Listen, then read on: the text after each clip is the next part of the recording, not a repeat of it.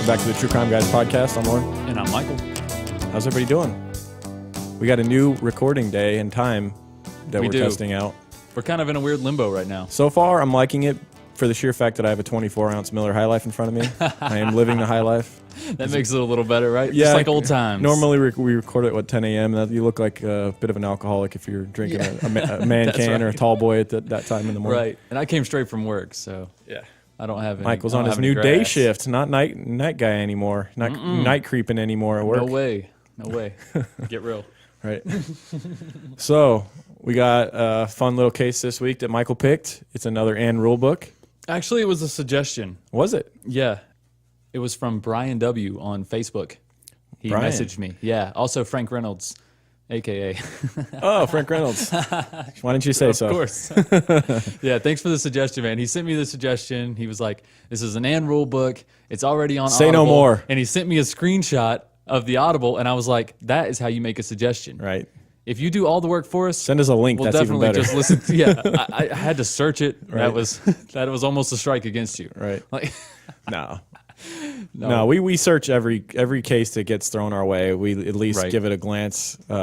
Usually I'll look at the Wikipedia page or whatever. If it doesn't have one, I'll read an article and Yeah. then I know. Give I it a quick usually thumbs know. down. I know right away. I can get it. I'm like, ooh, or eh. yeah, there's a lot of you out there that got A's. No offense. If you haven't heard, that doesn't mean we're not going to do yours. No. Because sometimes I'll go back through ones that are months old and be like, oh. Yeah, and sometimes more information will come out about something. You're like, oh, I remember when somebody suggested that's the same case? Oh, shit, Right. okay, let's do it. Yeah. But once again, as we talked about in our little conversation with Esther, if it's too close to home for you, like the person suggesting is like, oh, this was my neighbor, or like, if you want a hometown my sister murder, was murdered, I want you to cover her case. Like, what? No. Yeah. If you're looking for Not doing hometown that. murders, go to My Favorite Murder or whatever. Yeah. No, I'm just kidding. So yeah, it's an Ann rule book. It's a very, we were talking about how there's a Lifetime movie on it, and it's a There very is. Lifetime movie. It's like the most Lifetime movie case ever. Yeah, it's the perfect Lifetime movie case. Yeah, it's dysfunctional family. It's got, well, I heard someone I watched a review of the movie on YouTube because I got lost in this YouTube vortex. And the way somebody described it, they were like, it's perfect for a Lifetime movie because it's got family, obviously. Because Lifetime movies try to be extremely relatable. Yeah. Like they try to put you in that situation. Yep. You know, they try to like over dramatize normal things. Yeah. And then all of a sudden tragedy hits. Right. So there's like family, there's, murder, obviously. It's like true crime for people that also love soap operas. Yeah, it is. But the true crime, the movie is pretty accurate. It's like it's called Love, Lies, and Murder. Of course it is. I think it was actually technically a mini-series Oh, okay. because there's... And you watched all of it? No, I listened to some of it today while I was at work. I just kind of had the YouTube playing in the background on my computer, so... Gotcha. But it seems pretty accurate. What I heard was pretty accurate. I just didn't have time to finish it. It's super long. It's an interesting case. It'll be a fun episode, and I say we dive into it, huh? We're babbling. Let's do it. Los Angeles Times, August 19th, 1990. Startled, the girls awoke to the cool, past midnight quiet of their bedroom and set to work, putting months of helter-skelter clandestine planning into murderous motion. A few last instructions, a few nervous second thoughts, And you don't want that to go away, do you? and then a gunshot into the sleeping bulk beneath the blue blanket, like a car backfiring. I didn't think so. What now? A baby crying, a pained moan from the master bedroom. She's not dead. Footsteps running back to the scene. Another shot, blood pounding through her white t-shirt, gurgling through her mouth. Now all of our problems will go away. Linda Marie Brown, just 23 years of age, wife and mother of a 7-month-old girl, was dead. 2 silver-tipped bullets lodged in her upper chest. People kill for a lot of reasons. People kill for hate. People kill out of jealousy, rage. But this murder seems different. This is a murder out of love, out of innocence, almost. Most people argue it takes something dark to kill someone. It takes a very dark thing to kill someone. But what if the good in you was so strong towards one person? What if the affection, the love towards one person was so strong that you could justify the darkest of deeds? This is the murder of Linda Marie Brown. Daddy can stay here, and we can live happily ever after.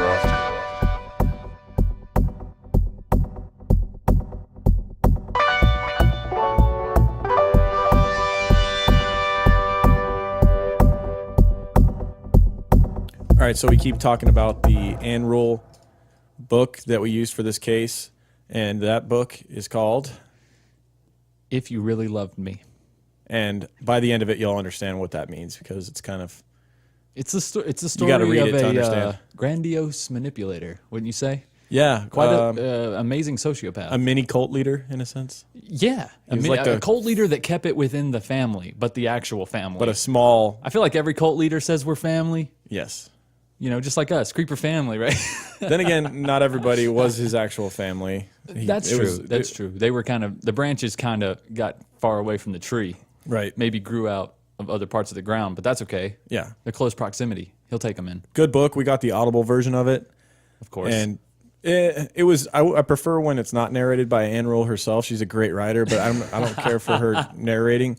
Michelle put in the timeline that she reminds her of that lady from Legally Blonde, and I wish I didn't know what you were talking about, Michelle, but I do. Oh, I love the Legally Blondes. I actually think I saw them both in theaters. I did too.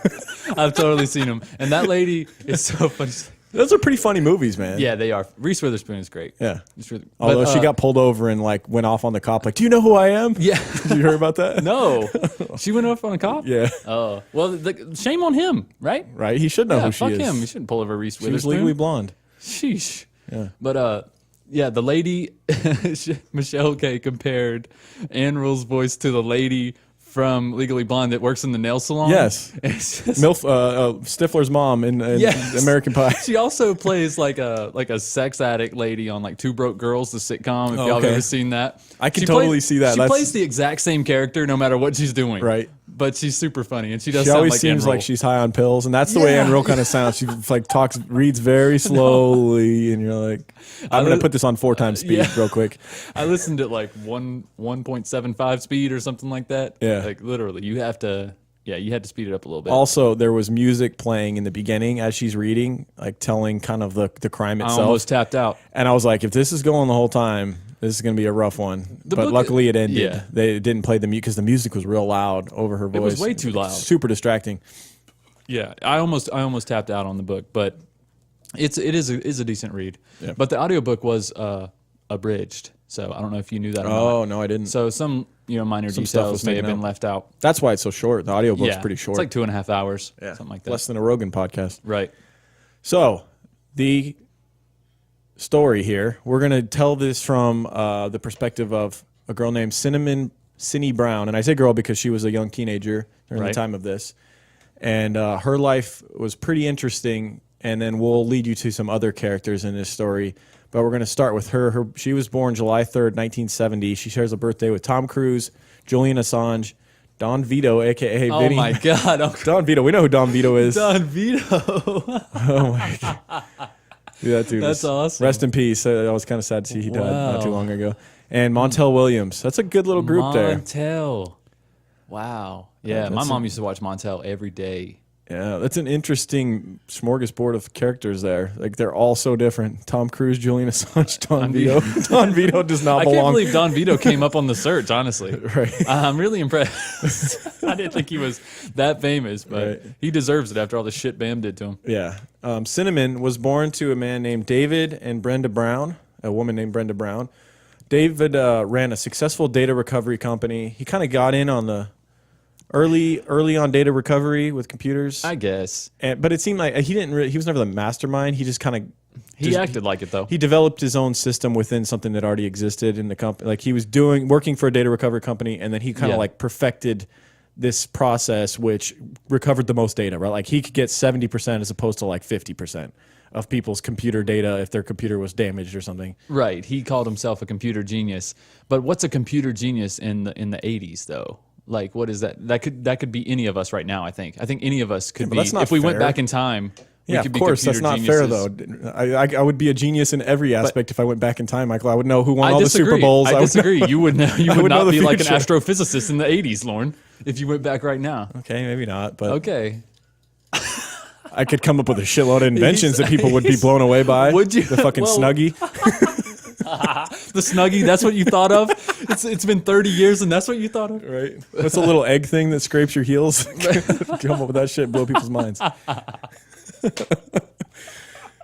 So yeah, he's kind of the man in data recovery, and he becomes very successful. What did they say he was making? Like over $200,000 a year in like '84, I think. That's crazy money in 84. Crazy money. Yeah, $250,000 a year. That's pretty good damn money. Damn good money now. That's real good money now. But imagine 84. And this is in California, but still, Yeah. that's a lot of money. Yeah. He and Brenda divorced when Cinnamon was 4 because of infidelity. So I guess they both cheated. So it was at least mutual cheating. Yeah, I think. Oh, really? It was mutual cheating. I mean, they were both doing it. Oh, well, that's a definition. I don't know if they But I actually didn't agreed know- that they were going to both cheat or. I'm gonna go fuck somebody else. You too? Okay, cool. See Okay, ya. well, well, let's get divorced anyway. Right. Catch you later. No, I thought it was just David. No, I guess it was both. Oh, okay. Well, shit. Wouldn't surprise me though, knowing David's character. Well, good for Brenda. You guys are not going to like this David guy by the end of this. He's not a lovable guy. No, not at all. He gets married a lot. That's something you'll notice. And his wife tend to be a little younger. Yeah. By younger, I mean like minors. Illegally younger. Like having to get permission to get married. Right. Fun fact, I had to get permission to get married, but that was a different situation. Michael. I was 17. Cradle Robin Michael. No, I was no, I was young. I was younger than my wife. Oh, okay. Yeah, So your wife's I was the Cradle 17. Yeah, she was 18. It's not that big a deal. My wife was 16 when I was 19 when we got together. It was only for Oh, a couple months. telling me a She cradle turned robber. 17 pretty soon. It was weird there for a That few sounds months. like an adult with a minor to me. I know. Don't cheat. Don't tattle on me. We're still married, so you know what? It's not creepy anymore. Yeah, it's all good. As long as you stay together. It's not like I dated her for a week and I was like, all right, I'm out of here. Right. Then it would be creepy. Yeah. Yeah, so he quickly married Lori after being divorced from Brenda. She also worked with computers. They were married only 4 years, but before he and Lori were divorced, David met Linda, Of course. who was around 13 or 14 at the time, and he was, 10 years older? I think he was 24. He was in his early 20s. Yeah.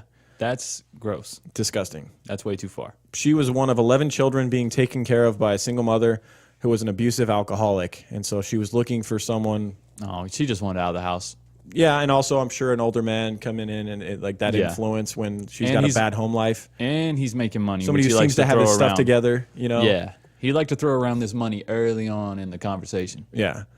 He became a familiar face to the family, so he starts showing up to the house with all these kids and the alcoholic mother, and like just starts kind of hanging out, buying food for everyone. And it's not because he's a good guy No. No. at all. He's got his own motives behind this. Yeah. He talks to Linda's mom, Ethel, and told her that he was dying of colon cancer and had 6 months to live, and so he's trying to pull on their heartstrings. Mm-hmm. And he said that he was too weak to do too much around the house, and so he asked if her teenage daughters could come over and help him do some cleaning and take care of a few things around the house for him. He said he would pay them, and she agreed. Ugh. That would be a big nope. Right? I don't care if you're Not a dying, you're chance. not having my young teenage daughters No. at your house No. without anybody else You're there. a full grown man. No. Absolutely not. Right? Not a chance. There's caretakers you can hire. You Yeah. obviously have money. Yeah, you have come all around that- here you have all flaunting that- money. You got all that money. Hire a maid. Right. After 6 months, David was still alive and not getting any worse. He was never able to explain it to the family. But the family had come to depend on him for just about anything, so I don't think they really wanted to ask about it. The fact that he was still alive, they were Right. were getting something out of it. So He's the source, of their income, of their food. Because there was like times where he would come in and like they were eating, whatever they were eating, noodles or whatever for dinner, Yeah. and he would go to like McDonald's or go somewhere and pick up these full meals for him. I mean, and the drug addict mother don't have to worry about anything. Right. You know what I'm saying? Yeah. Why would she say anything? And then one day he comes to them and says that he has a miracle has happened, and that he had beat the cancer. Linda was thrilled because over time, though she was only 15 and he was 24, she had become to fall in love with him, which is Of course. a common theme in this. He knew how to woo the young girls.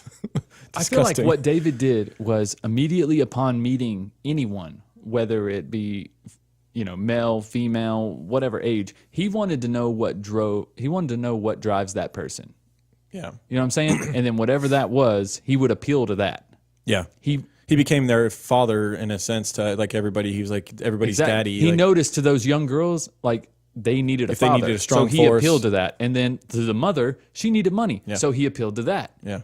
And you'll see that throughout this whole Manipulator. story. Master manipulator. Exactly. I mean, we've had a lot of them on this show, and he's This up guy- there.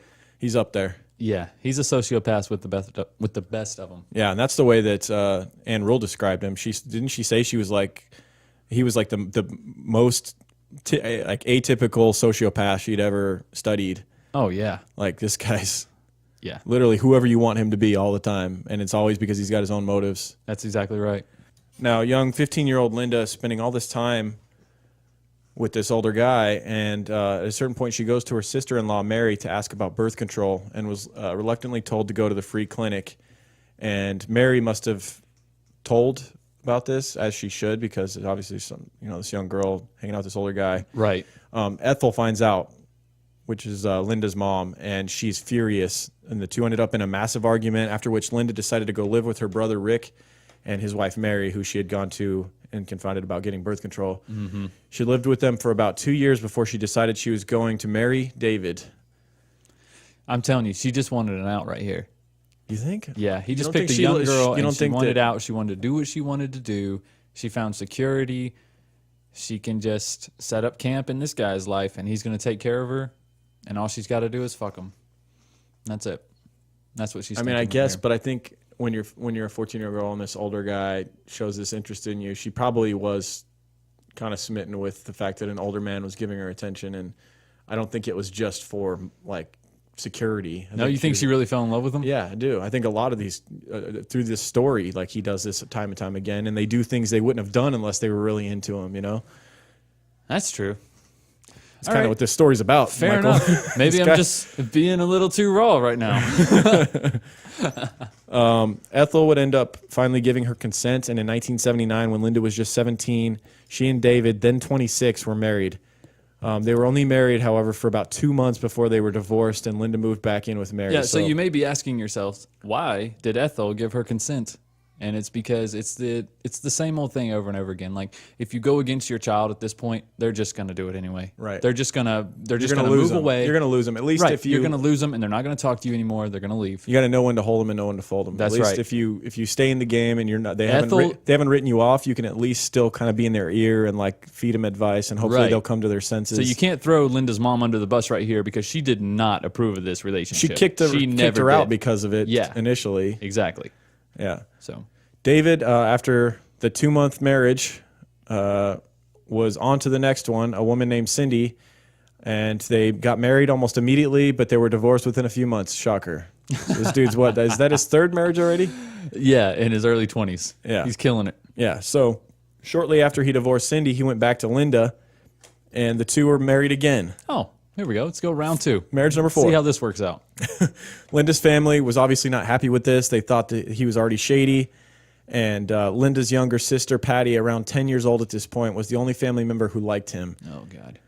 And yeah, this is where the story really gets going. When David and Linda were divorced, Patty daydreamed that she and David would end up together, so she was devastated when they got back together. And it makes you wonder, like, he must have been, like, already kind of, like, doing things that got this girl to think she wouldn't just come up with this on her own. At Like 10 if he years was old? if he was acting appropriately around this 10-year-old girl, That she thought wouldn't would've have. never- I don't yep. think she would have had like the idea that maybe he'll get with her when he That's exactly right. That's exactly right. He had to have been doing something. Yeah. Because at 10 years old, I just don't think you're creating these fantasies in your head as a little girl. I don't think you're going, oh, I would love to marry him, be with him. I wish my sister was out of the picture. At 10 years old? or thinking like he might come and now take me off and marry me. Like what would give her the slightest idea that might happen? You know, Right. unless he had kind of done something weird with her, or Yeah. like given her hints that there was some. I don't know. Yeah, that is a shady situation right there. Yeah. So that's what's going on in Patty's head. And when Linda invites Patty to live with her and David because their mother treated the kids so poorly, she jumped at the opportunity and became a part of David and Linda's family. And by the time she was 12, she followed David as though he was her cult leader. And like had a very weird obsession with essentially someone who's like her stepfather at this point, right? You got to imagine though, she looked at him like a savior. She came out of this poor, overly populated home with no money. And it never really says where her father was, right? I guess he was out of the picture. Yeah, so. I guess so. And now she's living with David, somebody who makes a lot of money, lives in a nice place, a nice home. She's got everything she wants. Yeah. So yeah, he kind of And he's looks weird like with a young savior. girls, so he's got to be giving her some weird affection that's unnatural, Right. because he's not her natural father. Exactly. And he's just kind of like came around, and now he's, I don't know. Yeah, it's so creepy. He's definitely putting some shit in her head already. Yeah. Cinnamon also lived in the house at this time. So Cinnamon being his actual daughter, I mean, we kind of talked about her in the beginning, and then we went into David. But this is where the story all kind of comes together, because now Cinnamon is living in the house with David, Patty, and Linda. Linda being his current wife, Patty being the young daughter. Now you can see already how this dynamic is not good. Like the chemistry of the situation is not going to play out well. Right. So you got your new wife, you got your daughter from your first marriage, Yep. and then you have your wife's younger sister who is also in love with you, Right. all living with you. Yes. And they're all relatively close to the same age, All very young. very young. All teenagers at this point, right? Right. Pretty much. I think Linda was a little older, right? She was a little closer. Linda may have been early 20s, Yeah. but I think they were all pretty young at this point. Yeah, and it was an interesting dynamic in the household because between Patty and Cinnamon, they were so different. Cinnamon was more independent, extroverted. Patty was quiet. Cinnamon had been bounced back and forth between her divorced parents. She often felt like she was being used as a pawn in their relationship game. Yeah, which both parents admitted that. Yeah, well, So everybody agreed to that. They were like, yeah, Cinnamon kind of got the raw end of the deal yeah, often. yeah. And it continues as the story progresses. Yeah, exactly. So we're going to get to the crime here. That's what this show's about, right? The murder. Mm-hmm. So on March 19th, 1985, a call came through to Officer Darren Halligan regarding a possible homicide. When he arrived at the Brown residence, he was greeted at the door by David Brown. He described David as being tense and distraught, and it was clear he'd been crying. Patty was also there. She was carrying Crystal, Linda, and David's new baby. So Yeah, we haven't mentioned her yet. we haven't gotten into the baby yet. Yeah, so Linda and David, they have a baby. Her name's Crystal. You guys are up to speed. We'll talk a little bit more about that in a Yeah. bit. She was trying to keep her calm, though. They were both hysterically crying. David tells Officer Halligan, "I think my wife's been shot." Halligan asks if he had checked on her, but David said that he was too scared to look in the bedroom for what he might find. He said he kind of just like called her name, and then he could see that her arm was like hanging off the bed, but he was afraid to go in there. Yeah. He was like, "Call me a coward" or whatever. But I was like, "Yeah, that's pretty cowardly. Like if I hear a gunshot in the room where my wife is, that's exactly Especially where when I'm you going. find out that she like, wasn't dead yet. Now You could have helped. Yeah, yeah. That's very very suspicious to me. Yeah, so when Detective Halligan reaches the back room, he finds Linda, now 23 years old, laying in bed, her torso covered in blood. He suddenly hears her gurgling and realizes that she's not dead. He leans in to check her pulse. At this time, more officers arrive, along with paramedics who moved Linda from the bed to a desk in the den where they could perform CPR. Once she was more stabilized, she was taken to the hospital where doctors went as far as to cut her open and massage her heart with their bare hands. Dude, if you're at the heart massage stage, It's not looking good. it's not looking good. How That many times ever has that works. worked? Yeah. I don't think that's worked very often. I Right. think that's just Last like a last resort. It's like, why not? Hail Mary, if you Yeah, will. it is. Yeah. It was too late. With 2 bullet wounds to the chest, survival was never likely, and Linda died an hour after Halligan had received the initial call. So, Detective Fred McLean was brought in as the primary investigator. David's version of events go as follows. So, this is what David says happened that led to his wife being murdered. The family was supposed to go together on a trip to the desert, but the rain forced them to cancel plans. I'd like to know, like, it's pretty The desert. We're going to the desert, guys. Yes, it's going to the desert. That's literally any direction from here. His parents came over to the house instead, and the family started playing a game of Uno. Apparently, Cindy got mad because she was losing, and she quit halfway through and went to her trailer. Cindy and Linda didn't get along, and they had recently gotten into a fight. Yeah. So, like, Linda apparently kicks Cinnamon out and made her she was living in like a pull-behind trailer in their backyard, supposedly. Right.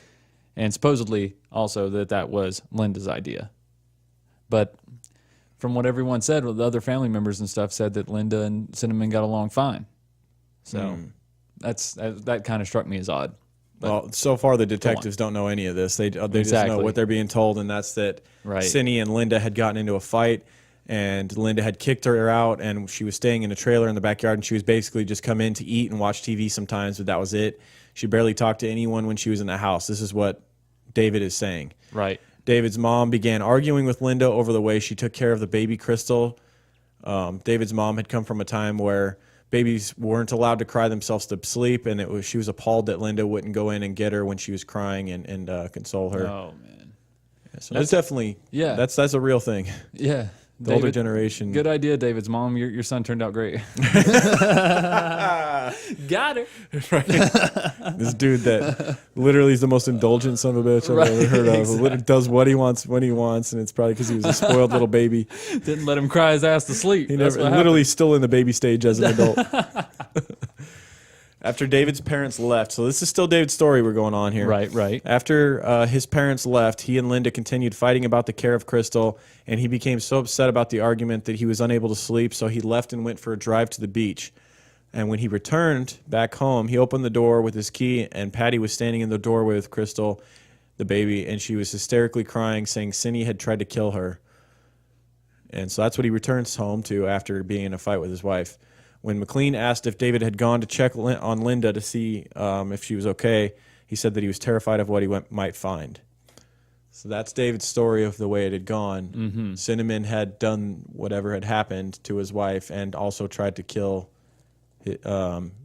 Patty as well. And Crystal, I guess. Yeah. Now, here's Patty's version of events. Okay. She says that Cindy had come into the house to watch TV sometime after the Uno game when everybody else was sleeping. It seemed like Cindy wanted to talk, but when Patty asked, Cindy said everything was fine. A while later, Cindy brought a gun to Patty and asked if she could show her how to use it.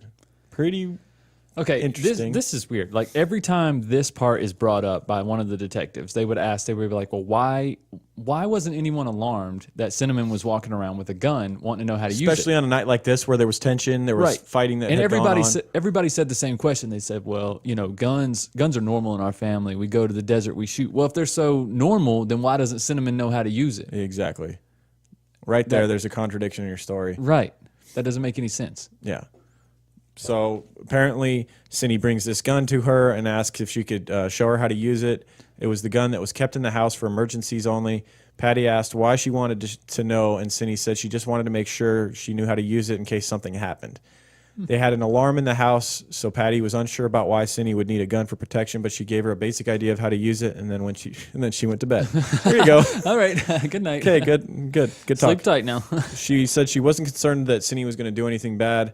Sometime after she fell asleep, she woke to a gunshot sound, and Cindy was standing in the doorway of her room, had apparently shot into the bedroom. There was a hole in the wall. Mm-hmm. She obviously was frozen in terror. Cindy ran out, and Patty heard 2 more gunshots.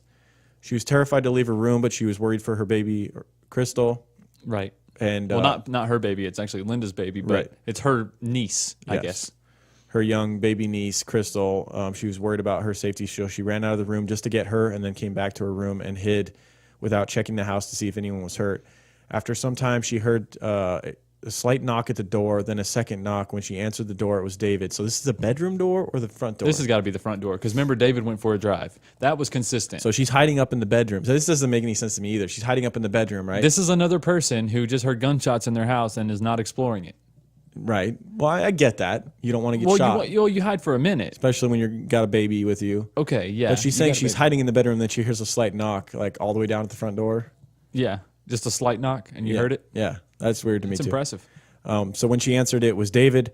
And why would he knock at his own fucking front door when he has keys? If he went for a drive, he would have the keys to his house, right? Why would he knock on That his is own a great fucking question. door? Why? Oh my God. How did I glaze over And that? it's also the one difference in their two stories. They had pretty odd, they had pretty much consistent stories except for the fact that David said he used his keys to enter his house as one would. Yeah. She says that he knocked at the door for whatever reason. But I get that this is a confusing time and there's shots going off in He's your probably house. like, Patty, you're fucking everything up. Patty tells him Cindy tried to kill her and she heard more gunshots. This is still Patty's story, by the way. David tells her she has to tell him which room the shots came from, but Patty has no idea. She said it sounded like it was coming from everywhere, which sounds realistic. Yeah, That's in a nice house, little it's going to echo everywhere. detail. Yeah, there's a nice little detail there that she thought of. Yeah. David then checks every room in the house except for the back room. He says that he's too scared of what he'll find. That's consistent with what he told the police. He then calls his dad asking what to do. And his dad says, call the police, you dumbass. Right. Like, what? Once again, as one would. Yeah, that, it seems He's like. knocking at his own front door. He's David's- calling his dad when there's shots in his house. This dude's losing His dad's fucking like mind. 80. He's like, what am I going to fucking do? He's driving to the desert, then he's driving to the beach. Let me Where grab does he my live? pistol, son. I'm on my way. Like, what? Fucking dumbass. The main difference, as we mentioned, between the stories was that Patty said that David had knocked on the door. David said that he had opened his own door with his keys. Right. Both David and Patty tell detectives that they think Cinnamon is the shooter. When asked why, they say it's because she's nowhere to be found. Just that, huh? Not the fact that she had asked how a gun works and that you had seen her standing in your doorway. Right. With a gun. Like, that could, Right. that might help your case a little. Right. Patty is also convinced Cinnamon is the one that shot into her room. Yeah, as we talked about. Right. They tell detectives that Cindy is a rebellious, bratty troublemaker who hates Linda and doesn't fit in with the family. David states that she is verbally abusive towards Patty and she often fights about things like cleaning the house or doing dishes. Cinnamon is starting to look like a violent, rebellious teenager who needs to be found, according to like what all the detectives are hearing. And it does look very much like it's her, right? Like, okay, the one person who's not here, and they're telling us that she asked how a gun works. We saw her shoot. Okay, sounds like our perpetrator. Also, she may feel overwhelmed in a house where her father has taken a stepmother that's close to her age, and they don't necessarily like each other a whole lot, but they got along supposedly. But they don't like each other a whole lot, and then she has a younger sister who is like really close to her age And is obsessed with her father, right. and she must know. Right. So I could see how Cinnamon could harbor some resentment towards both of them. Right. Honestly, but Cinnamon's what, 14? she's 14. Yeah. Yeah, and so she's gonna shoot Linda in the head Right. or shoot Linda in the chest twice while she's sleeping. Moody teenagers, they will Right. do what they do. Yeah, I mean, it's not like statistically with murders, 14-year-old girls don't shoot their stepmoms a whole lot of times. Not a whole lot. Obviously, anything can happen, and Right. everyone's different. But while the initial statements are being taken, a force of officers are out looking for Cinnamon. They search inside, outside, and around the neighborhood. It was around 5 a.m. They were on the phone anyway, calling all of Cindy's friends from school to see if she had ended up with one of them.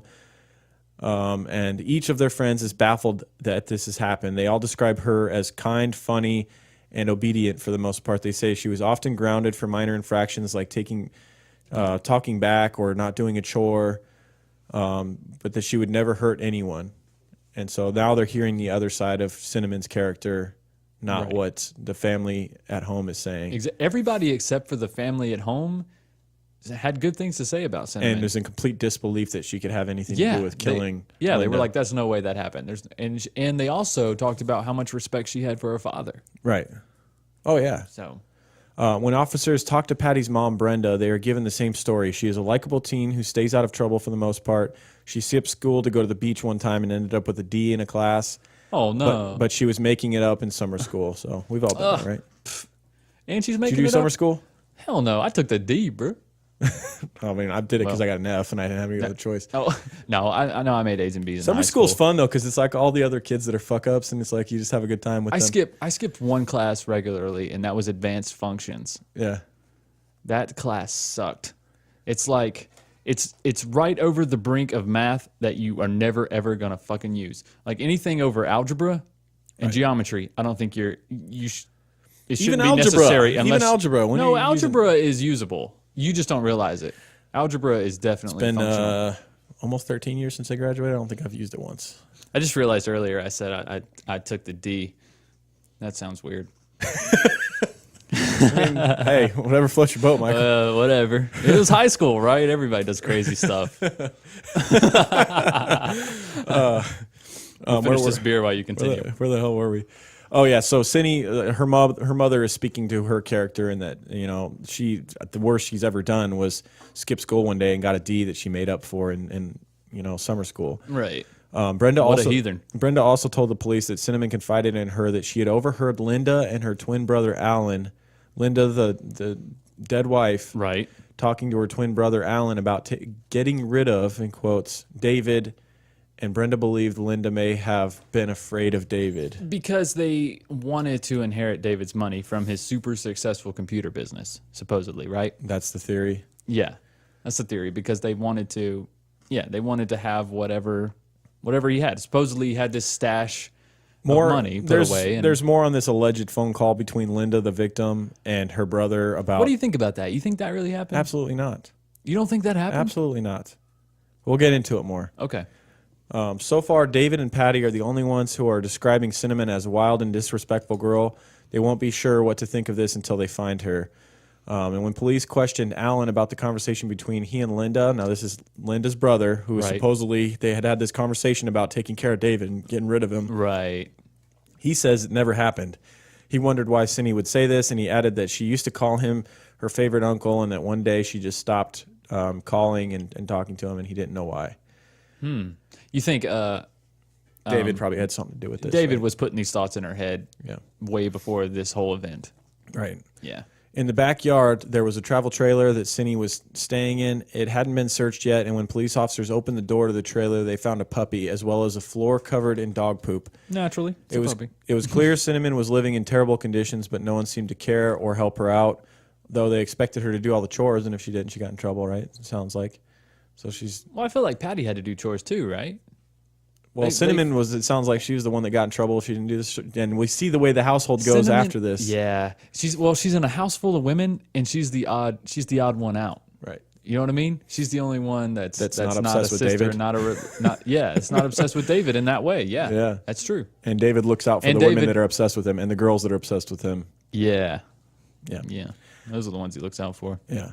Officers took the puppy out of the trailer and stuck it in the fenced area with the other dogs who lived in the yard.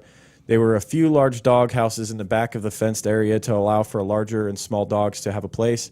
The puppy was small and kept slipping under the fence and getting free, so Detective Steve Sanders had to keep picking it up and placing it back behind the fence. And in doing this, at one point when he bent down to get the puppy, he saw a figure laying in the large dog house. And he had a feeling, which would turn out to be a good feeling. Yeah. Yeah. Cinnamon, he thought might be the person in that large doghouse, and he kind of whispered out to her like, "Cinnamon." Yeah. And at first, he didn't see anything move. He didn't get a response, and he kept doing it. And eventually, there she was. She came out of the doghouse, a frail young girl, crawled out. She had been in the fetal position, laying for hours. She was soaked in urine and had been laying in a pool of her own vomit. Yeah, so not in a good way. And in her hand, she was clutching a piece of paper. As the search was called off, Cindy was loaded into a cruiser and taken to the police station. Her vitals were okay, but not great. She had been laying in a pile of little orange capsules that she had thrown up. So an attempted suicide. Yeah. Officers weren't sure what she had taken, but they had noted that there were a few empty pill bottles near the kitchen that they had bagged as evidence. Detective Sanders had taken the note out of Cindy's hand before she was placed in the cruiser. It read, "Dear God, please forgive me. I didn't mean to hurt her." God, that's so eerie. So now they must be thinking, okay, we've definitely got the person who did this. It's Yeah. basically a confession note, and she tried to commit suicide, Right. which is what the masterminds wanted Could you imagine them to think. if that would have happened? We wouldn't be talking about this right now. If it was really just if what it seems to be Cinnamon right would now. have to committed detectives. suicide, and then they just found her dead body in that Oh, yeah. doghouse with a note. This is a completely different case. You're right. We don't talk about this probably. You're right. And she was initially supposed to do it in a different fashion, the suicide attempt, right? Right. And we'll talk about that. Yeah. At the station, Cinnamon was alert, but barely. She continued to vomit up orange fluid and kept her eyes open barely.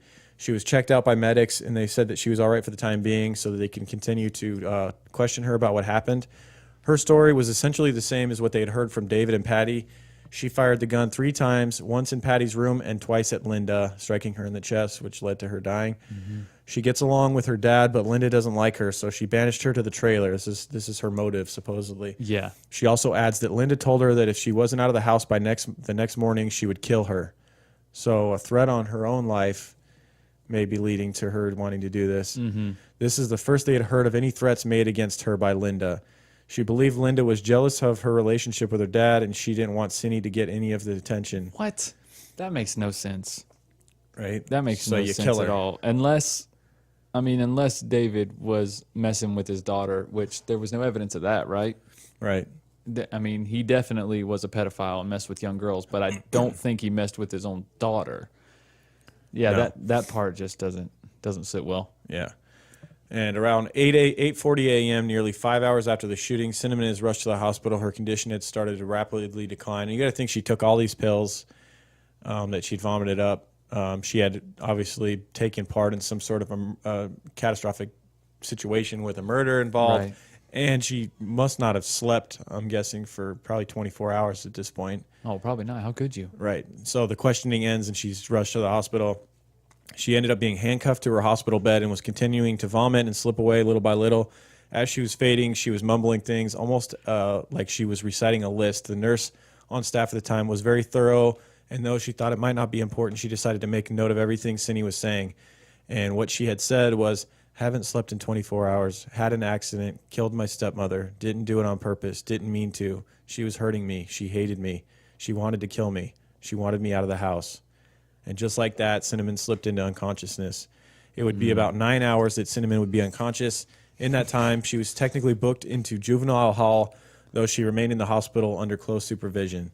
Could you imagine being the nurse and hearing somebody just murmur that stuff? Right? As if like- being a nurse isn't already exciting enough. Well, familiar with nothing this. to read into here. Let's change your IV. How could you not make note of that? Right. I know. Yeah, 24 hours after the shooting, police questioned David again, just trying to dot the I's and cross the T's. Of course. He was nervous and saying that he hadn't slept much. His story was essentially the same as before, and he insists that he opened the front door with a key. Yeah, I would have to believe you on that, bro. Yeah, I'm going to say he did that, especially since he went driving. Right. This time around, he says that he was, when he got inside and heard that what had happened, he headed straight for the bedroom, but Patty screamed, "No, don't." This contradicts Patty's story where she begged David to check on Linda, but he refused. So little differences. But those little differences, I feel like detectives are like, this is fresh. Like, this happened.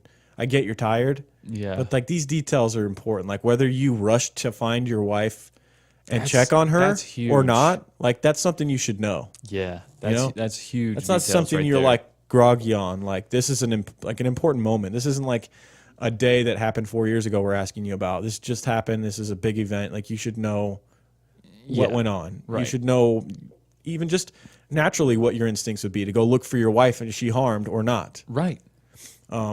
David says he walked towards the bedroom, and when he got to the doorway, he saw Linda hanging off the bed in an odd position, and at that point, he turned away. However, crime scene investigators have this scene well documented, as you would think. Linda was not hanging over the bed at all. She was laying in bed with one hand up to her head, just like she would have if she was sleeping. And she was obviously still alive when the detectives got there. So That's right. not She was hanging still off the gurgling bed and dead, stuff. as Yeah. he's saying. He saw her. Right. David makes sure to mention that Cinnamon took an overdose of aspirin 2 weeks prior to the murder. When asked about the life insurance policy, he tells them that Linda had nearly $1 million policy, but he dropped it down to a smaller amount about a month prior. But how many of a smaller amount, David? Yeah. What's a smaller amount he's- compared to $1 million? Right. What, $500,000? But when we find out later, he had opened up several smaller, so he's not saying that. Yeah. He's just saying dropped it to a smaller. Yeah, exactly. Cinnamon, conscious once again, is interviewed by a psychiatrist to determine her mental state at the time of the shooting. She was coherent and aware. She went on and on about that night, but could never explain to anyone why she did it, other than, my stepmom hated me. Yeah, that's what threw the psychiatrists, the multiple psychiatrists, for a loop. Yeah. Is because she could tell them everything that happened, but when they wanted to know, well, what's going through your mind at this point? Why did you do this? She had nothing. Right. She had absolutely nothing. And that's, once again, one thing you would know, like why you did such a terrible thing. Yeah, a crime like this. Yeah, Right. If you're admitting to absolutely. doing it and you're going to take the fall for this, why not at least tell them why you did it? So it makes more sense to everyone. Exactly. She really can't give a good explanation for why she did it.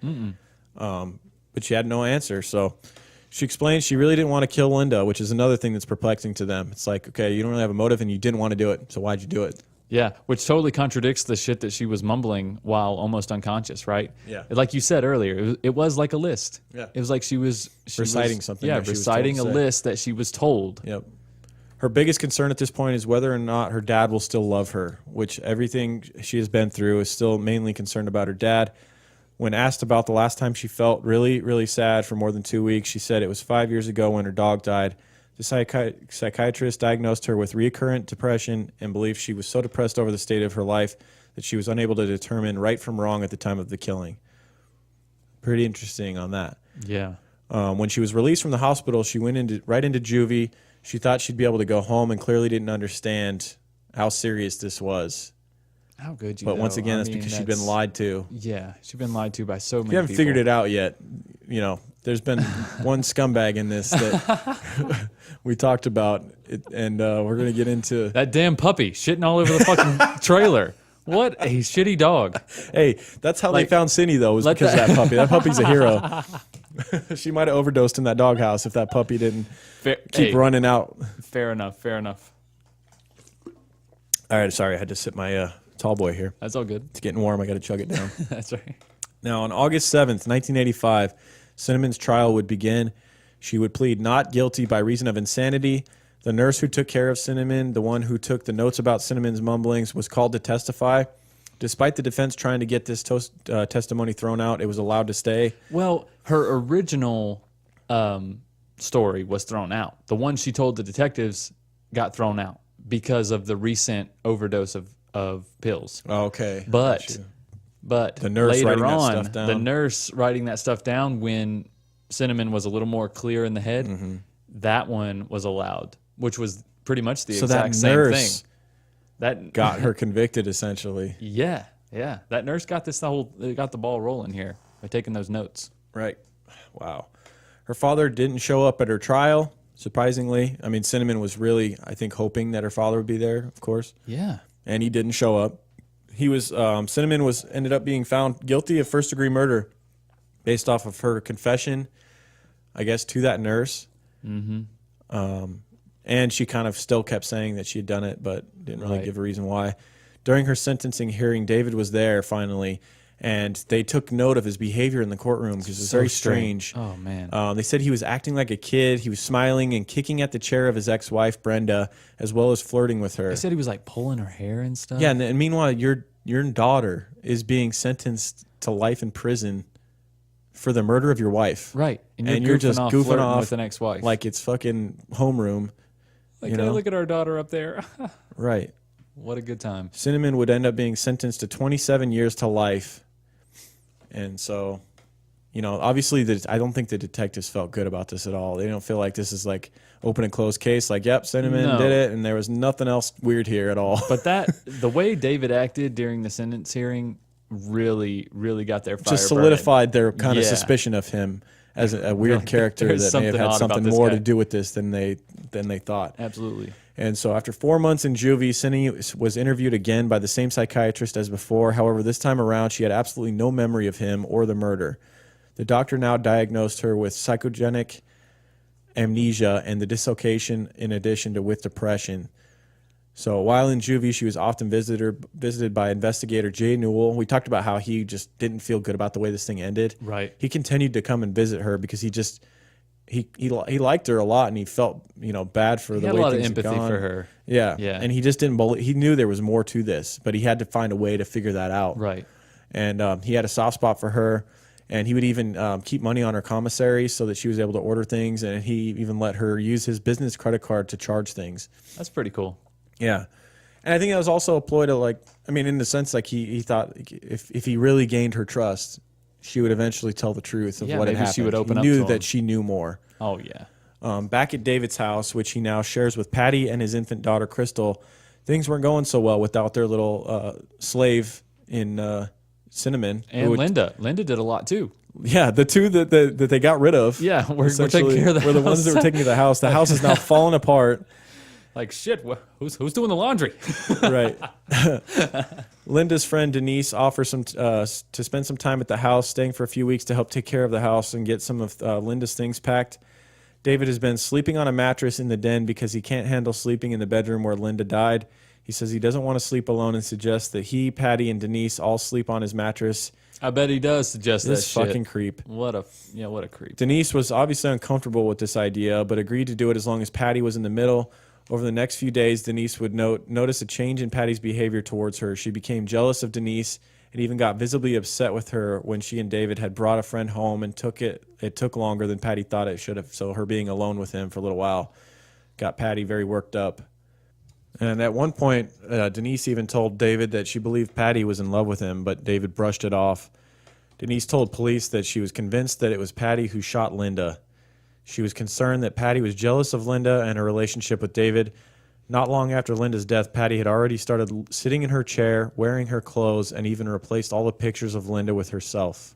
Okay, that's kind of hard to ignore. Yeah. I mean, you could say what you want, but I think Denise might have been onto something here. Right. Because that's just too far. You're taking it too far. Yeah. Soon after she began staying with them, Denise left. She felt too uncomfortable and was afraid of what Patty could do with her jealous rage.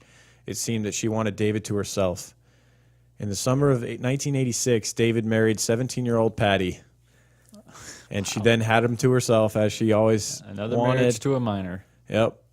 And there was a lot of talk about his wife Linda, who was murdered, and how after she had that baby, he was no longer into her. Right. It was because he was into these young teenage girls. Yep.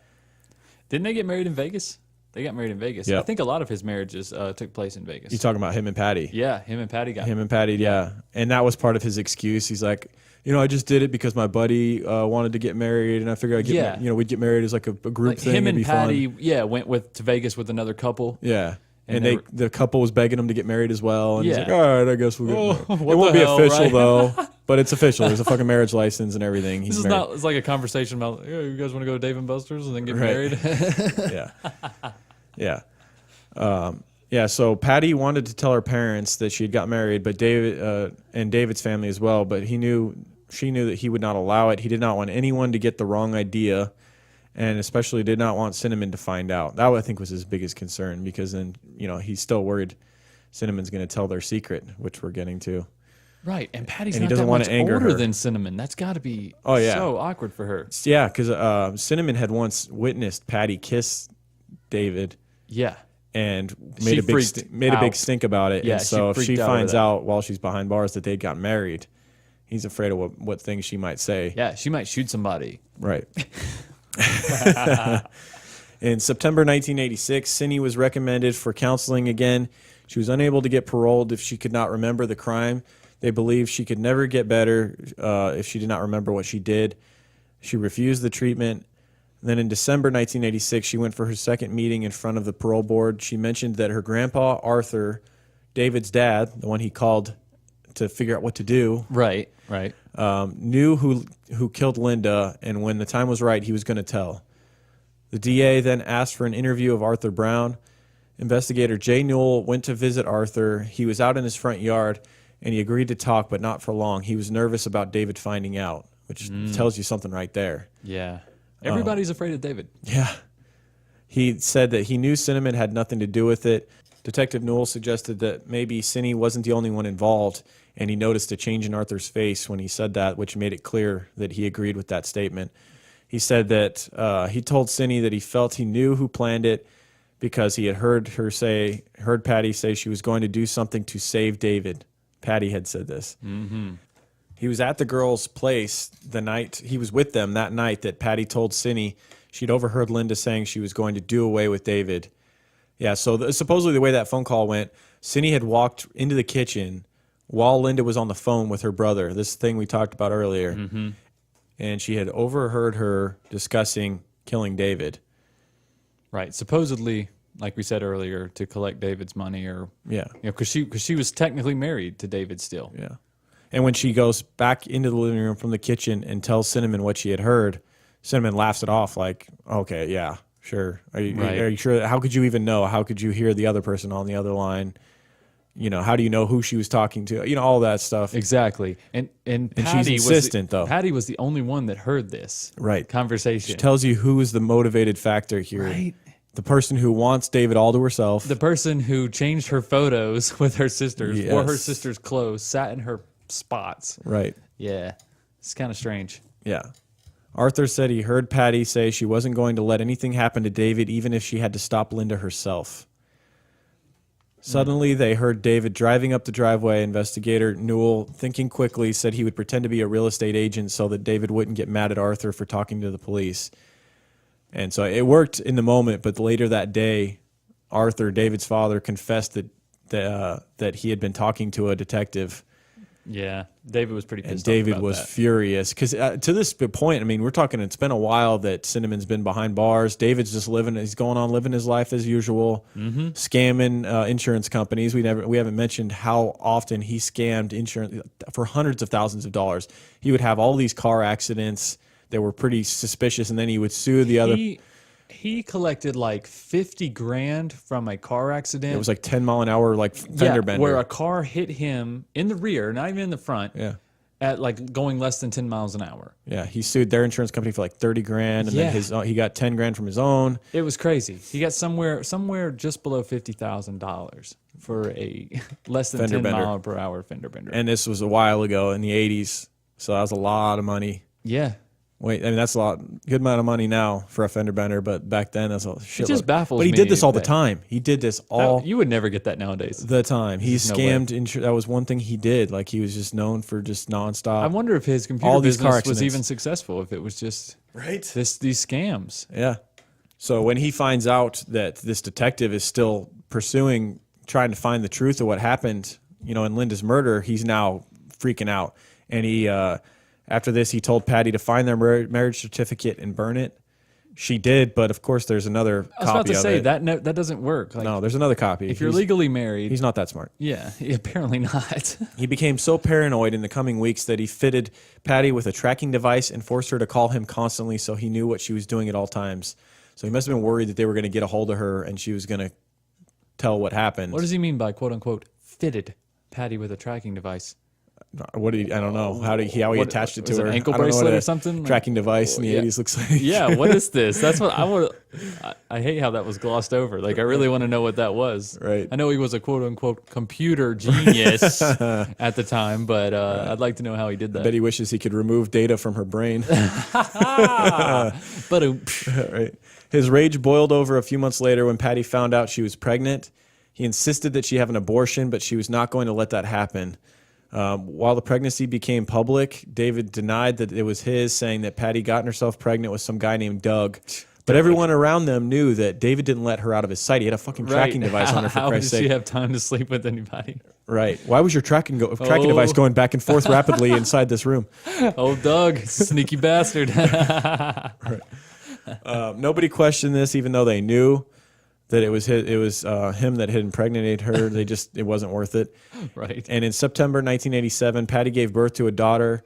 Her name was Heather. David wanted nothing to do with the daughter and forced Patty to pay her own medical bills during a settlement she had received from a car accident, shocker, that the family was involved in years earlier. Patty was devastated that David ignored their daughter, and attempted suicide after this. I think this was necessary, though, because this was the only thing that finally opened Patty's eyes to see that she was just being used by David. Yes. She was just another young girl that he was taking She advantage realized of. it, and he soon- didn't love her. She realized it, and soon Cinnamon would realize the same thing, and that's where Right. the house of cards starts to crumble, Exactly. is when you fuck over the people that are holding the secrets. Yeah. David tried to get life insurance for hundreds of thousands of dollars on Heather, the daughter that was just born. That's so creepy. So you now know what kind of guy we're dealing with here, because you know why You he's know what doing his that. plans He's are. planning on killing this baby. Yeah. Yep. No one would insure an infant for that much. You know, it just Yeah. didn't make any sense to put that kind of money insurance on a baby, Right.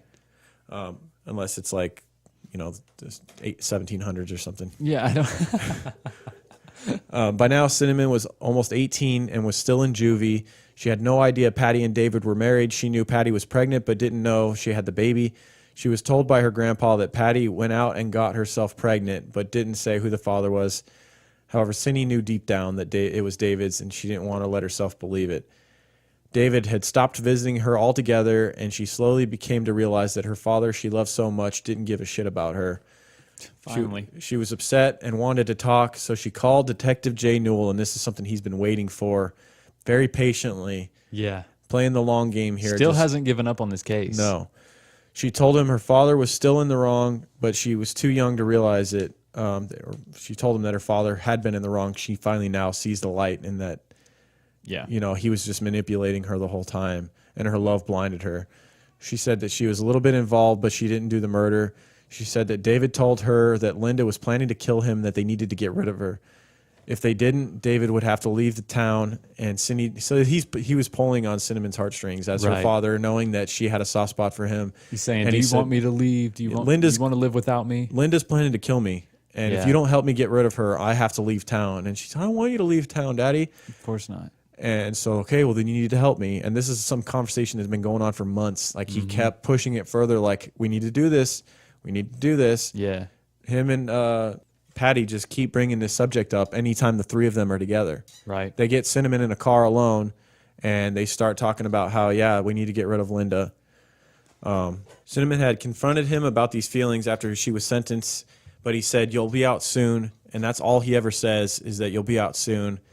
So he had convinced her, because she was the minor of the group, that if she did the crime and killed Linda, that she wouldn't do time. He had convinced her that altogether she wouldn't even get any jail time for shooting a Right. person and killing them. But I think he had hoped that she would actually die when she took all those pills. Yeah. Well, Then it like would we were have been the talking perfect earlier, crime. he suggested something else as well. Yeah. Are we at that part yet? Can we? Well, yet? we're almost. When Okay. Cinnamon got confirmation that David was the father of Patty's baby, it changed everything. She suddenly realized he wasn't at all what she thought he was, and she was now willing to fully cooperate with the police and tell what truly happened. And that's when we get to... Because she knew she had no one in her corner at this point. It's like, hey, Yeah. look, if I don't take care of me, I'm going to spend the rest of my life in here. Yeah. And I think she finally realizes, because Cinnamon is 18 at this time. She's an adult. Mm-hmm. She's finally thinking for herself. She's right around that age where David doesn't like him anymore. Yeah. But unfortunately for the detectives, this is a case that's already been solved, so Yeah. going to the DA and asking for them to like basically reopen this, they're like, well, what do you have? With Like, nothing more than just changing your mind about your story. yeah, the person Yeah. who is convicted of it is saying they didn't do it. Shocker, everybody says that. Right. They would need some really strong We got a lot of evidence. cases to review. They would need some really strong evidence to convince anyone that it was worth the time. District Attorney Jeff Robinson eventually agreed to reopen the case, but he warned them that they literally had nothing to go on at the moment. But it must have just been trust for the detectives and beliefs that they must know what they're talking about. They probably had a relationship. Newell tells him they will definitely get something good to go forward with. It took 3 weeks to get an official permission to reopen, at which point they could finally talk to Cindy about it again. And so they sit down and they begin to talk to her, and she retells the story, the truth this time as she knows it. She says that Patty told her and her father that she had overheard a phone conversation between Linda. We talked about this hypothetical conversation that had supposedly happened, Right. where she So you're completely against this conversation even happening. You don't think it happened? No, I think Patty made it up, Okay. and maybe with David's help made it up. But I think it was Patty Okay. that was the motivating factor. But you do have to think that Cinnamon did believe it. Yes, Absolutely. To Cinnamon, this is the truth. This is the absolute truth. Not at first. I think when Patty first came out and said, I just overheard Linda talking, and she says that she wants to kill your dad. Yeah. I don't think she believed it, but they kept being persistent. Mm-hmm. And I think over time, she just wanted to believe the best in David, Right. in her father, and she wanted to believe him. And so she, obviously that's how this whole thing happened. Right. David kept bringing it up, as we had mentioned. He kept bringing up the fact that they needed to get rid of Linda, that she was going to kill him. Cindy still didn't believe it, saying there was no way that Patty would have been able to hear that Alan was saying on the other end of the phone. They said, I just know, trust me, I know Linda, she's my sister, which was This was Patty. Patty was this. saying She's this. putting this stuff in Cinnamon's head. I know Linda's going to kill your father. David threatened to leave town if Cindy wouldn't agree to kill Linda or at least play a part in it. He repeatedly asked Cinnamon if she loves him and if she would do anything for him, he says, if you really loved me, you'll trust me. I'm your father, and I know what's best, which is what spawned the name of the book written by Ann Rule. The topic of killing Linda came up so often that Cindy was eventually desensitized to how terrible it was. When it becomes just regular dinner conversation, you know. It's like, hey, what do you guys want to talk about? Want to talk about killing Linda? Right. All right, let's get out the whiteboard. Yeah. And on the day of Linda's death, she, Patty, and David were all in the living room while Linda was taking a shower. David said it had to be done that day. He tells Cindy it has to be her that shoots Linda, and if you really loved me, you'll do it. The girls went to bed, and in the middle of the night, David woke them up and told them it was time. He had a few bottles of pills and forced Cindy to swallow all of them. He wanted to make it look like she tried to kill herself out of guilt.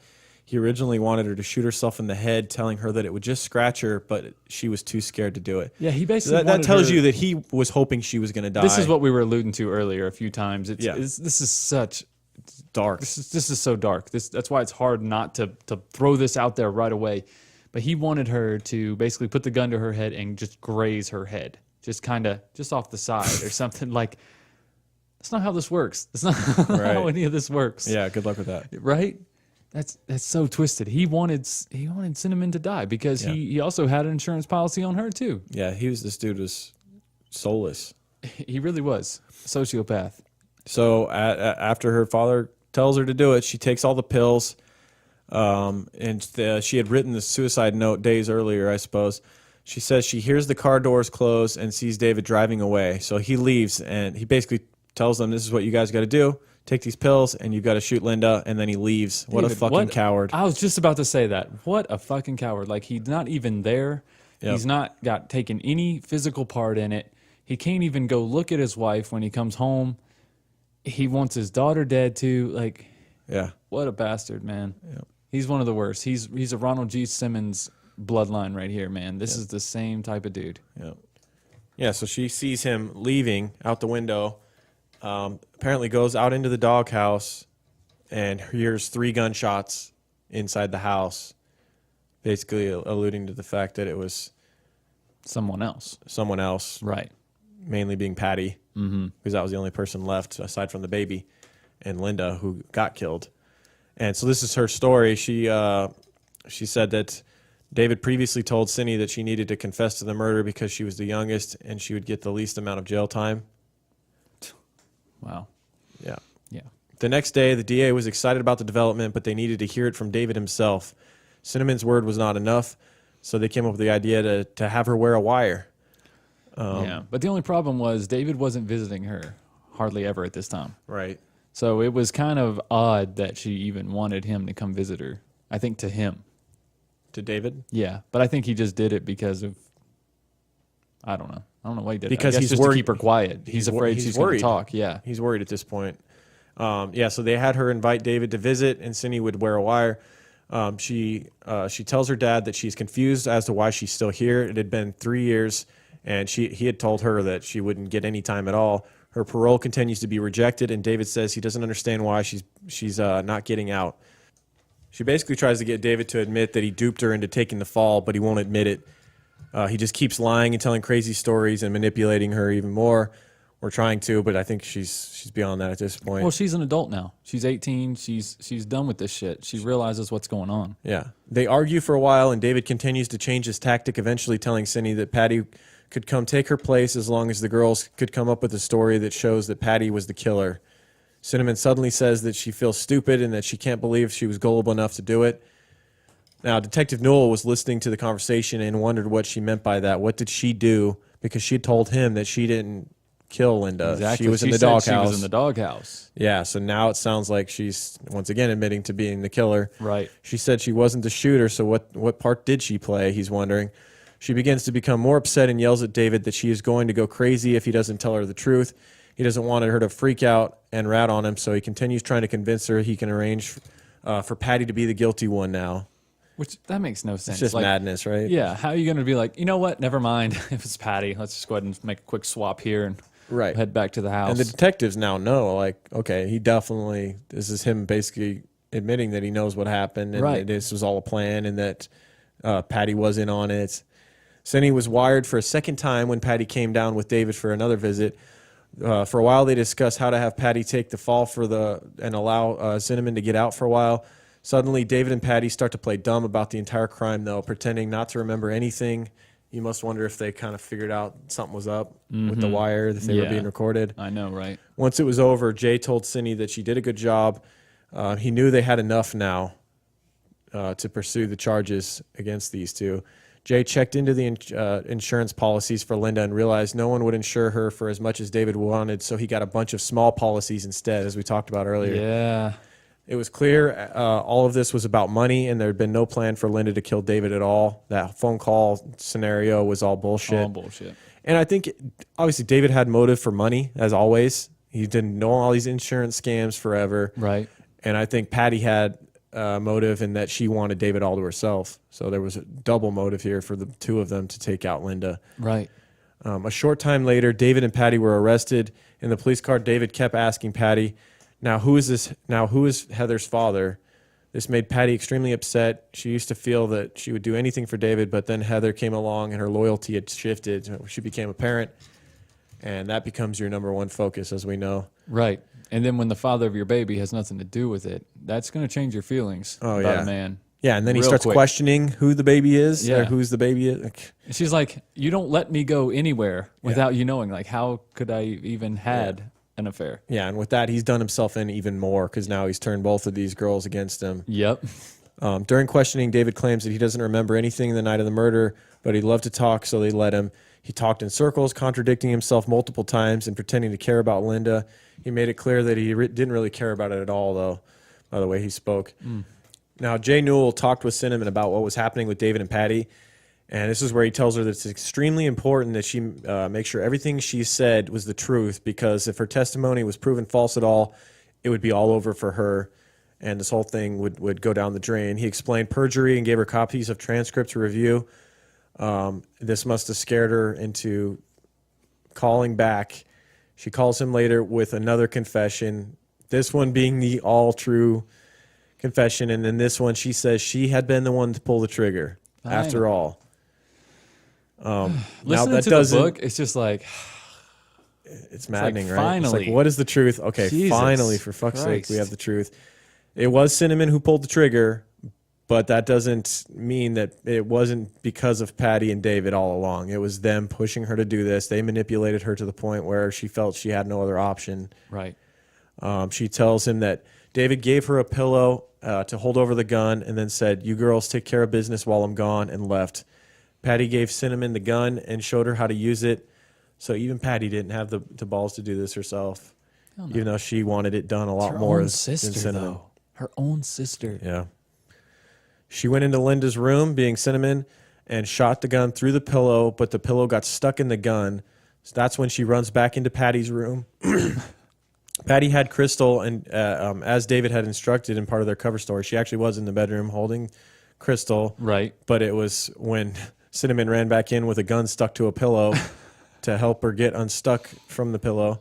Yeah. The gun went off in that bedroom, which is where that hole in the bedroom came from. Because I think the pillow somehow got, like, I guess like a string or a piece of something, thread or something from the pillow got stuck on the hammer. Oh, okay. And then they were trying to get it off, and the gun went off in the room. So that was the third gunshot. Yeah, and I guess it came close to even in striking the baby and killing little baby Crystal. Oh my God. The girls then heard a horrible sound coming from the back room. It was Linda, who wasn't dead yet.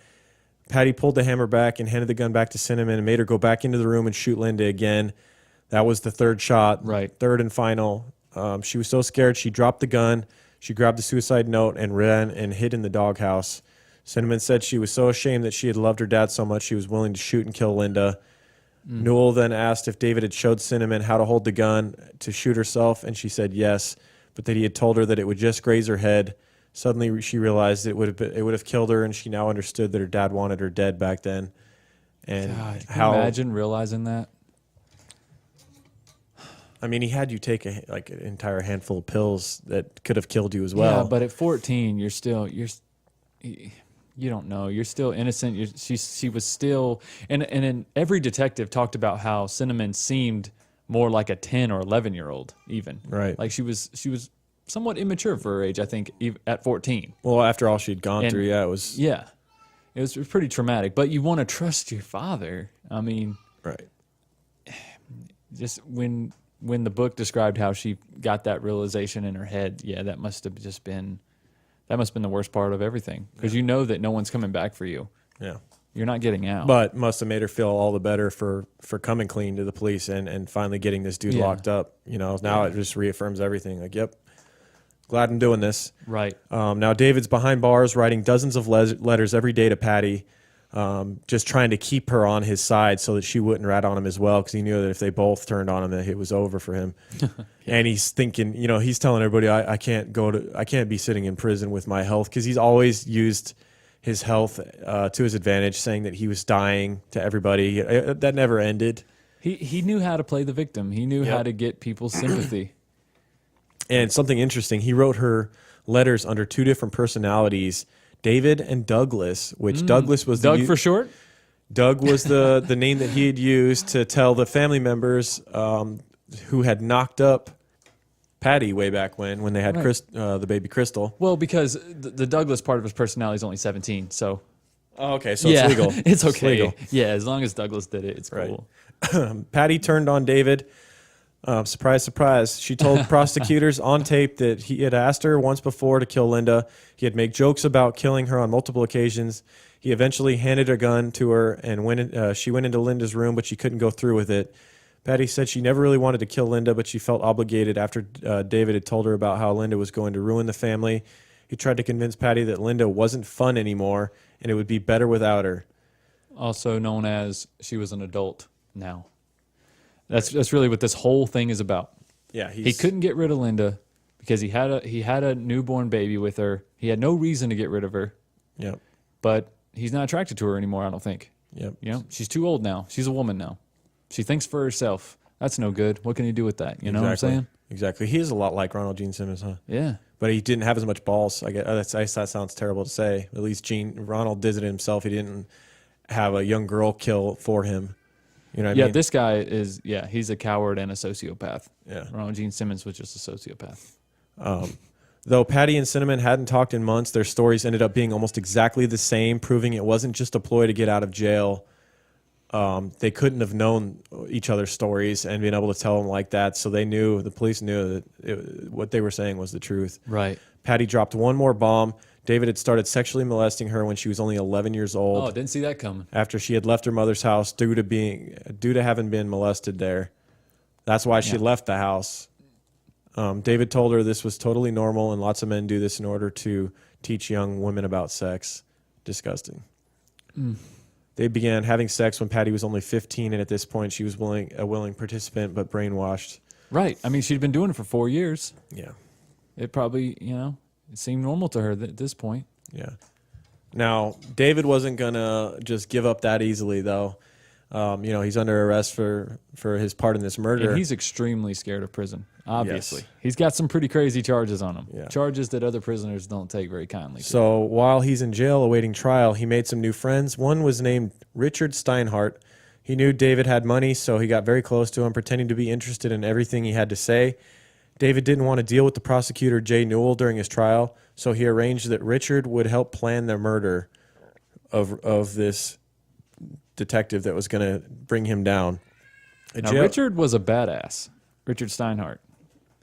Motorcycle gang, black belt in multiple different types of martial arts. Yes. Oh, shit. Yeah, he was kind of a badass. He was like 3rd degree black belt in like more than one style of martial arts. Oh, shit. Yeah. Meanwhile, while they're discussing this, a jailhouse snitch named Cully had been listening to them, and Richard was going to be released soon. So David said he wanted his house and trailer to be torched so that he could collect insurance money, so that he could pay Richard. These fucking insurance scams. I swear to God, the computer thing did not even exist. Right? He couldn't have been successful at anything legitimate, right? He was just a scam artist. Yeah. He wanted someone to help him escape when he was at his dentist office. Lastly, he wanted at least 3 people executed. So he's not asking much of Richard here. No. Once all of this was accomplished, he would lead Richard to the desert where he had $3 million buried that they would flee to Australia with. Richard agreed to help with the escape plan for $50,000 extra, but it fell through. he would still move on to the next phase of the plan. Jay Newell, Jeff Robinson, and Patty would all be executed. Richard had a bad feeling about it all, and he really didn't like David. And I don't know how you could not like this guy.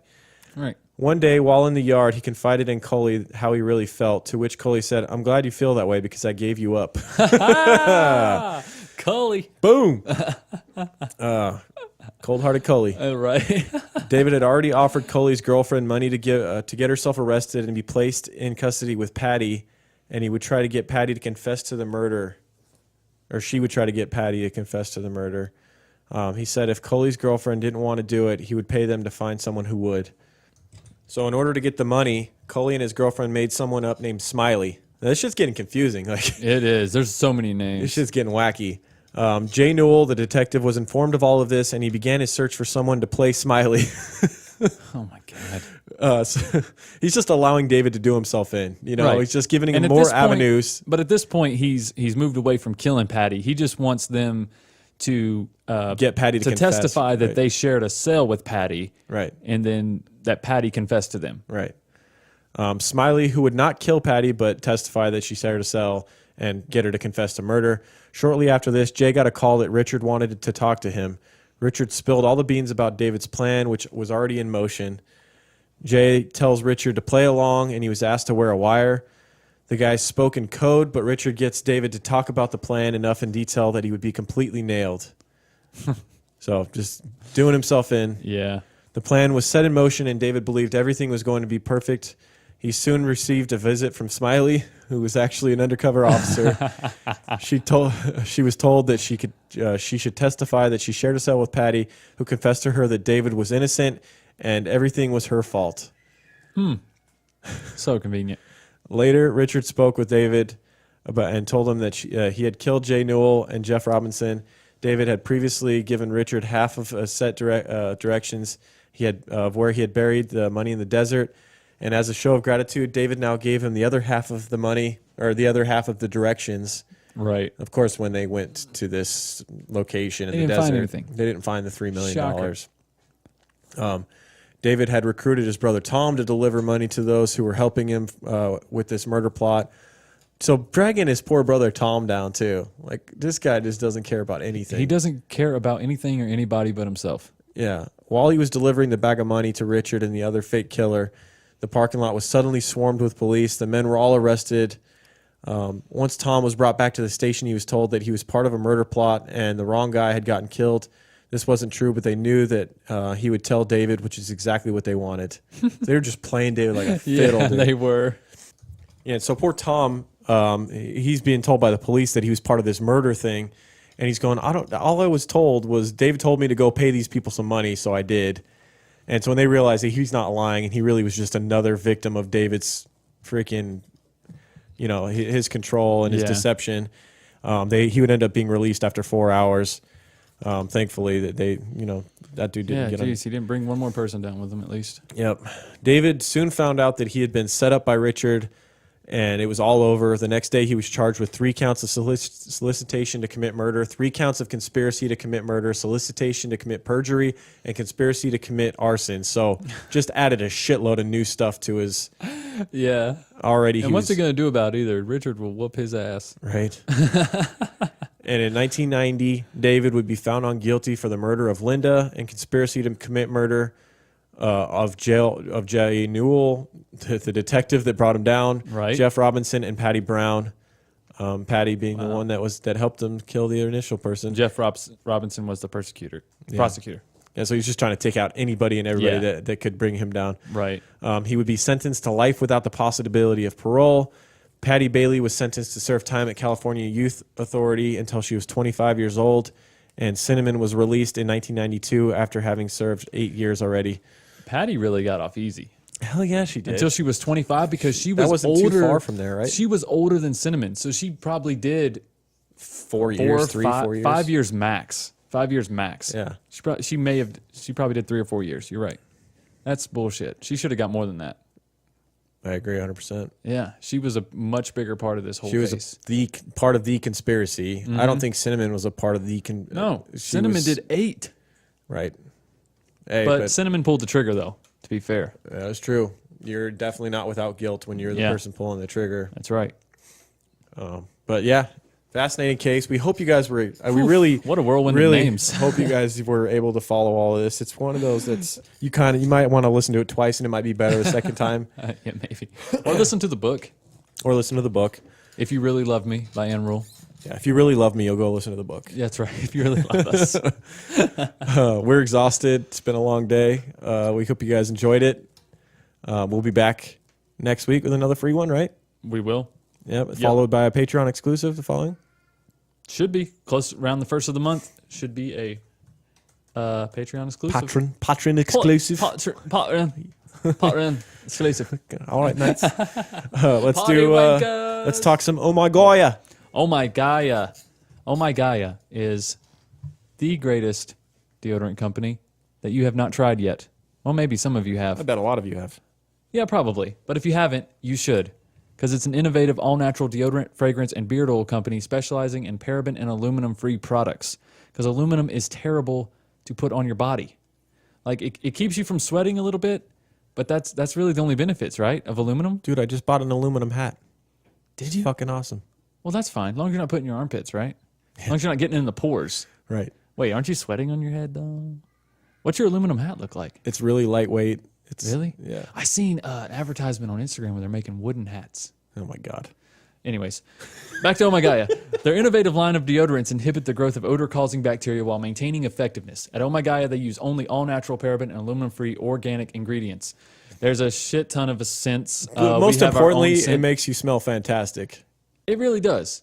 And it feels good to have it on. It doesn't like stain your clothes. Right. It doesn't leave like white residue in your armpits.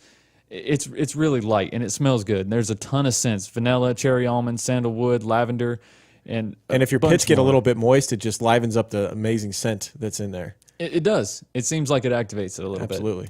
And we have our own scent, True Crime Pine. If you want to check that out, it's got the little Our logo seal on on it? there, has our faces on it. It's pretty awesome. And she's always coming up with new scents. I think she just came up with a new one called Barbershop, which I'm going to try out this week. Really excited about that. But we have a new creeper. We have a new code, which is Creeper.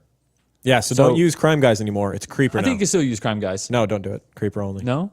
Are you sure? No, I'm just saying I think you should use Creeper. Okay, use Creeper. Anyways, we're changing it up a little bit. But you can. I think Crime Guys. Is it capital C? Does Crime that Guys matter? still works. No, I don't think it matters. Okay. But it's Creeper, CREEPER, and that will get you 15% off. And you can do that at ohmygaia.com. That's OHMYGAIA.com. Or you can find her on Instagram at shop ohmygaia or at _ shop ohmygaia. Okay, if you hear me opening a package right now, it is jerky that someone sent us. Who was it that God. sent us this jerky, Michael? My mouth is watering. I don't know I'm about to try it as we look up the awesome person that sent us this jerky. what This flavor is are you getting there. Louisiana Supreme. I Hell yeah. already had some of the steak and garlic mashed potato, which I've never Oh my gosh. knew. I was snacking on that while editing last week. I like the Louisiana Supreme even more. That is fucking Do you? good. Very good. I might need to try that. Thank you. If you guys want to send us whatever in the mail, hit us up, DM us. Usually we'll talk about it. If you have a product, or if you want to sponsor with us, hit us up. Yes. We have very good rates. Mayan Lance on Instagram. Mayan Lance, thank you for this awesome Thank jerky you. that's ruining the show because I'm just eating it. It is so good. I almost ate all of the what is it? The steak and garlic potatoes. Yeah, I was editing and this turkey's just sitting here. I really wanted to wait to enjoy it with Lauren, but I took one for the team and had to go ahead and try it. Right. It's delicious. Okay, check out our Patreon, patreon.com/truecrimeguys. There's, 16 episodes on there now, premium. Bunch of bonus content. We just had a conversation with Michelle K., the Crime Line writer. Right? It's going That up. will be on there. That was like 40 minutes. We talked a lot about Sunny in Philadelphia and just a bunch of random shit. Not too much crime stuff. We talked about accents all over America. That Yeah. was fun. Yeah. All kinds of fun stuff. Yeah, it was a fun conversation. Thanks, Michelle, for all she does. Check out us on Social media. Instagram, Twitter, Facebook, at True Crime Guys on most of that stuff. We have a private Facebook group run by Michelle K. Yep, True Crime Guys closed group on Facebook. If you want to check that out, I think we're up to like over 500 members, 600, Yeah. something like that. So you can get on there, talk with fellow creepers. We don't bug y'all on there. If you got questions for us, try to DM us on our regular Facebook page or whatever. But that's True Crime Guys on all outlets. And if you want to follow me, I'm at And I'm Michael on Twitter and Instagram. Right on. What's new? Our King Custom store. You got the new King Custom store. It's kingcustom.com, or you can go truecrimeguys.com. That's the easiest way to do it. There's a link for our store on there. Yeah, at the top. And also at the bottom of every episode in the description, I put a link on there, and it says Galaxy Creeper Gear. You can click right there, and that'll also take you to the King Custom store. Speaking of Galaxy, we have Galaxy stickers. We have the I'm a Creeper heart stickers and the original, still some of those, the original Creeper Van stickers. Right. If you want stickers, I'm going to shout out everybody that bought stickers next week. I'll just do them all at once. We just don't have time tonight. Michael has to go. He has work Yeah, early we're a in the little morning. pressed for time We're going tonight. to shout out a bunch of people next week, guys. So if you donated for stickers recently, you will get your shout out next week. And if you donate before then, still like sometime this week, we will shout you out. We'll also shout out everybody that's been reviewing on iTunes. Thank you guys for that. We're getting close to 700 iTunes reviews. I can't believe it. It's crazy. Never thought I'd see that. That's awesome. And so, yeah. Thank you, guys. I think that's about it. Or do you have one I more got one more shout out. He's been letting this one go for a while, and he feels bad. Christina Marie on Twitter. Thank you for sticking up for me. And thank you for just listening to the show and being awesome. I've owed you a shout out forever. She started the hashtag Let Michael Talk. And it worked. It worked. Lauren's been doing a lot better. If you notice, if you go back and look and see when she posted that, so where the episodes after that, Lauren lets me talk now. If you feel that it's good when I talk over Michael, let's put a hashtag for that too. Shut Michael up. Hashtag shut Michael up.